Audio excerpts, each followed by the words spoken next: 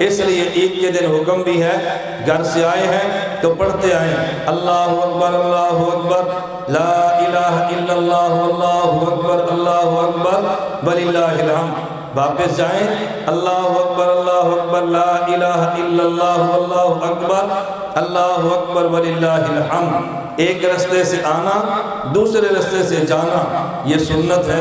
عید کی نماز کے بعد بہت سارے احباب کی خواہش ہوتی ہے ہم قبرستان جائیں، اور جانا بھی چاہیے، وہاں سلام بھی کہنا چاہیے، اللہ توفیق دے تو چلتے پھرتے قرآن پڑھ کے بخشنا بھی چاہیے، درود پاک پڑھیں اس پر بھی بخشنا چاہیے۔ حضرت شیخ الحدیث مولانا زکریا رحمۃ اللہ علیہ نے ایک کتاب لکھی ہے فضائل درود شریف، اس میں ایک واقعہ لکھا ہے، ایک ماں نے خواب میں اپنی بیٹی کو دیکھا جہنم کے عذاب میں تھی،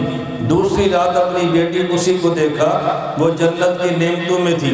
اپنی بیٹی سے پوچھا کل جہنم کا عذاب آج جنت کی نعمتیں، یہ بیٹی تبدیلی کیوں آئی ہے؟ اس نے کہا اماں جان ہمارے قبرستان کے پاس سے ایک اللہ کا نیک بندہ گزرا،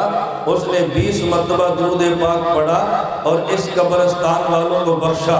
اللہ نے اس 20 مرتبہ درود پاک پڑھنے کی وجہ سے اس قبرستان میں جتنے مسلمان مردے تھے سب کو معاف فرما دیا۔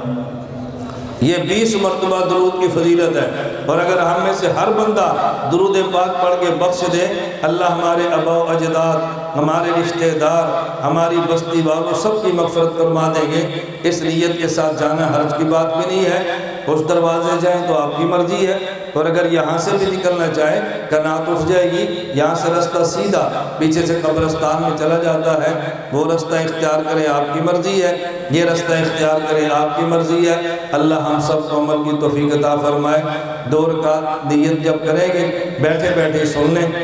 2